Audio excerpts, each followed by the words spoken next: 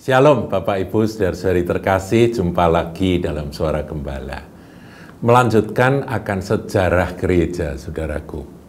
Kita sudah belajar panjang lebar, saya sampaikan tentang Konsili Nisea 325. Ya, jadi intinya Konsili Nisea itu adalah meluruskan atau ya membongkar dan menyatakan bahwa ajaran Arius atau Arianisme itu bidat atau sesat. Dan berhasil, saudaraku, dalam Konsili Nisea. Nah, pada waktu itu, karena Kaisar Konstantin adalah seorang penguasa, tetapi dia, kan saya sudah sampaikan bahwa dia sama sekali tidak terlalu tertarik atau tidak menguasai lah, begitu ya, tentang masalah dogmatika di dalam gereja, mana yang ortodok, mana yang tidak, itu dia nggak ngerti, mana yang lurus, mana yang salah, dia nggak terlalu pusing. Nah, akhirnya ya sudah, yang menang di dalam konsili itu yaitu disahkan. Tetapi bukan berarti bahwa Kaisar Konstantin lah yang mendorong akan hal itu. Karena terbukti, kemarin sudah saya sampaikan bahwa yang dekat dengan Kaisar Konstantin itu adalah uskup-uskup yang berbau Arianisme. Bahkan uskup Arian yang membaptiskan dia di masa tuanya. Jadi pembalikan sejarah sudah kita jelaskan ya, panjang lebar. Ini hanya pengulangan saja. Nah, sekarang bagaimana dengan sejarah pasca Konsili Nisea? Setelah tahun 325 itu, karena di dalam Konsili Nisea itu ditegaskan tentang bahwa Yesus Kristus atau Sang Firman atau Logos itu berasal dari keabadian, tidak berawal. Artinya apa? Di mana ada Allah, Bapa, di situ Putra atau Firman atau Logos itu juga ada. Jadi bukan ciptaan, itu ditegaskan di dalam Konsili Nisea. Tetapi saudaraku, karena penekanannya di sana, karena ini memang counter atau meluruskan akan ajaran sesat dari Arianisme yang berkata bahwa firman itu diciptakan gitu ya. Nah, sekarang setelah selesai Konsili Nisea, tidak secara otomatis semua masalah dogmatika gereja itu beres atau selesai. Tidak, saudaraku. Sebagaimana kita tahu bahwa bidat-bidat itu juga punya pendukung, punya pengikut. Kita tahu ya bahwa setelah Konsili Nisea pun pengaruh dari kelompok Arian ini kepada kaisar sangat kuat sehingga kaisar pun sempat bertentangan dengan Athanasius. Nah, saudara, ini adalah sejarah. Jadi mereka terus berupaya dengan cara apapun juga, termasuk memakai cara politis yang mendekati akan penguasa pada waktu itu, yaitu kaisar.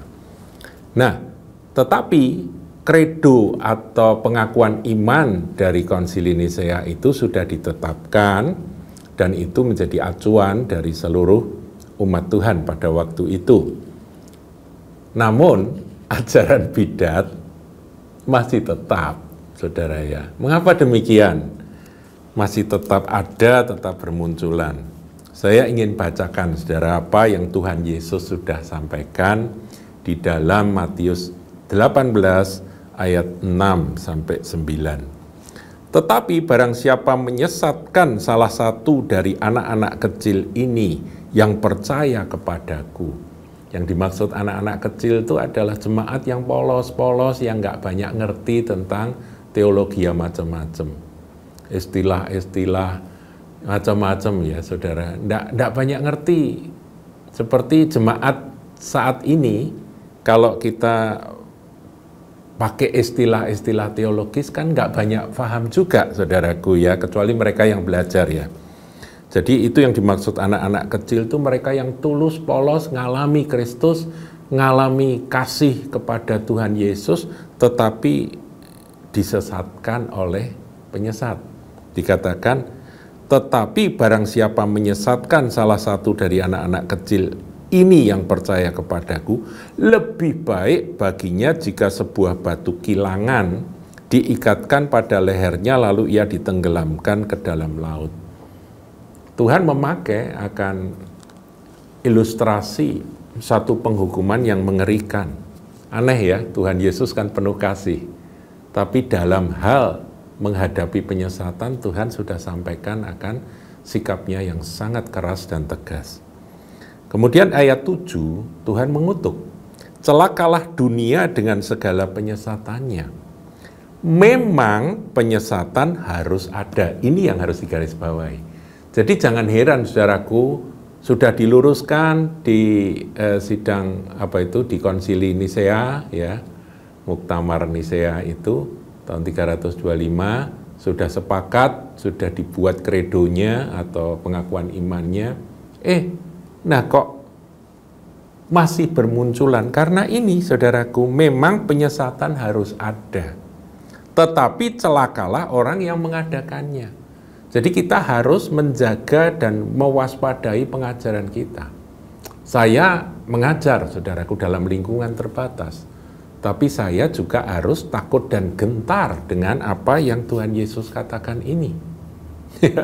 Maaf kata, jangan sampai leher saya diikat oleh rantai, masukkan diikatkan batu kilangan, dimasukkan dalam laut. Itu kan sebuah gambaran yang mengerikan. Biar takut dan gentar ada pada para pengajar. Waspada, saudaraku, terutama dalam penyesatan-penyesatan mengenai siapakah Yesus Kristus Tuhan, tentang ortodoksi kekristenan, ini kita harus benar-benar waspada. Celakalah orang yang mengadakannya. Ayat 8, jika tanganmu atau kakimu menyesatkan engkau, ini bicara tubuh Kristus, saudaraku.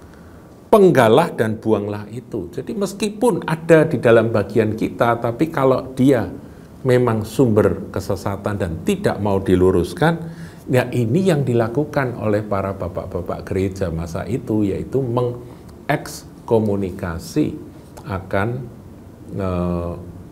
Arius, kemudian beberapa bidat-bidat yang tidak mau bertobat, saudaraku. Ya, kamu bukan Kristen lagi.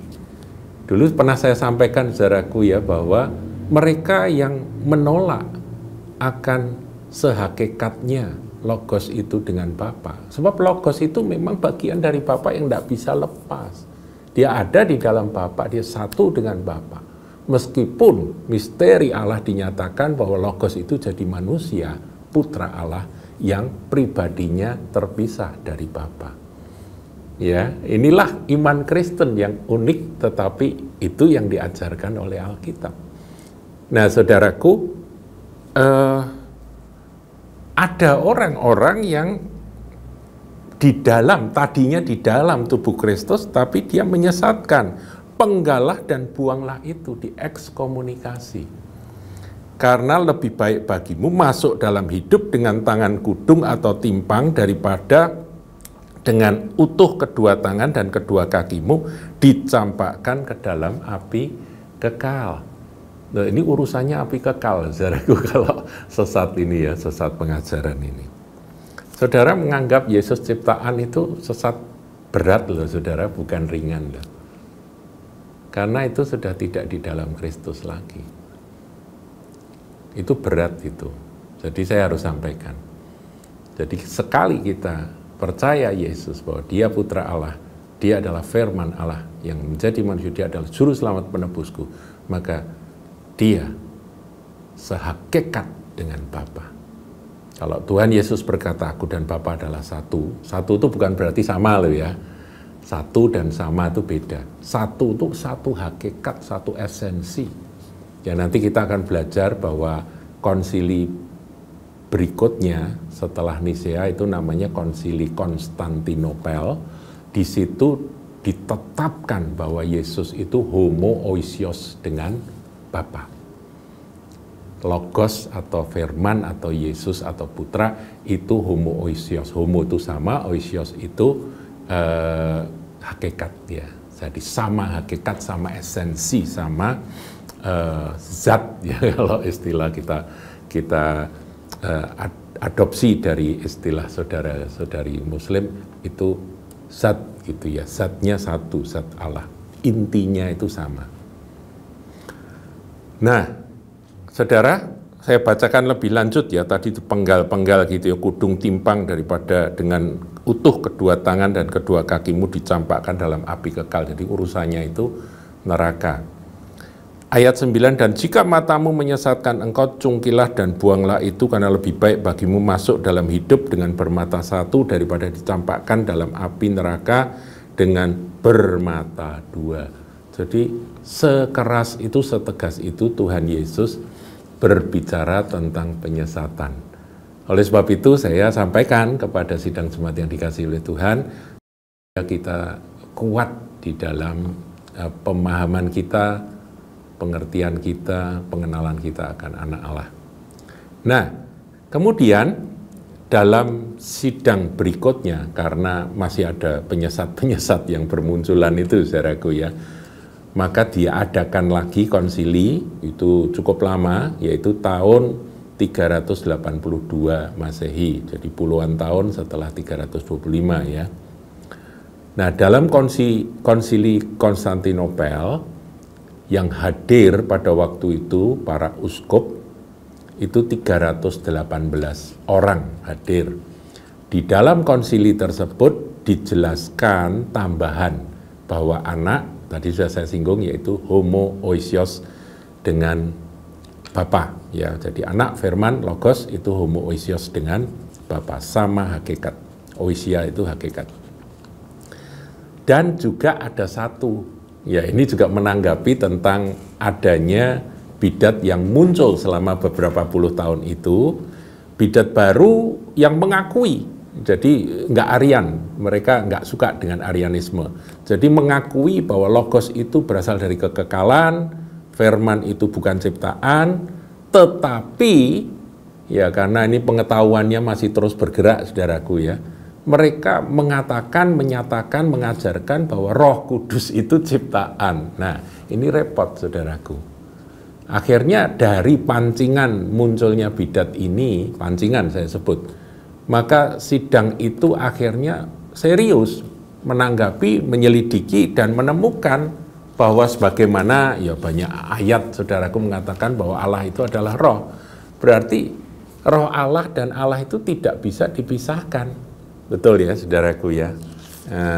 Ayatnya ada di banyak itu, saudaraku, tapi ini saya ambil ini aja ya. Yohanes 4 ayat 24. Allah itu roh, dan barang siapa menyembah dia harus menyembahnya dalam roh dan kebenaran. Jadi Allah itu roh. Demikian Roh Kudus itu, roh Allah itu ya Allah, saudaraku ya. Hakikatnya adalah Allah. Maka dari itu di dalam konsili Konstantinopel tahun 382 itu dinyatakan bahwa Roh Kudus itu adalah sehakikat, ini adalah fondasi dari Trinity atau Tritunggal, ajaran Tritunggal. Jadi Bapa itu adalah Allah, pencipta, firman itu yang mengeksekusi penciptaan, dan segala sesuatu kan diciptakan oleh firman, dan Roh Kudus itu yang memberi kehidupan. Roh Kudus itu hayat Allah. Allah kan tidak mungkin lepas dari hayatnya. Hayat Allah itu ada di dalam Allah. Memang merupakan misteri ketika roh itu dikatakan sebagai satu pribadi. Tuhan Yesus berkata, dia akan datang, dia akan menyertai kamu selama-lamanya. Dia dikatakan ya dia. Itu memang misteri. Tapi misteri inilah yang kita percayai. Maka dari itu saya sering katakan bahwa misteri kebenaran Trinity atau Tritunggal Allah itu adalah sebuah kebenaran yang memang tidak bisa memuaskan akan hasrat intelektual dari pikiran manusia yang terbatas. Harus diterima dengan iman dan kasih. Dan ketika saya pribadi, saudaraku, menerima itu sebagai kebenaran, karena itu berasal dari Alkitab, dari kitab suci yang Tuhan berikan ini, Tuhan karuniakan pada kita umat manusia, maka saya melihat bahwa inilah kebenaran yang lengkap, yaitu Bapa, Firman atau Putra, dan Roh Kudus adalah ketiganya yang esa. Tuhan Yesus memberkati.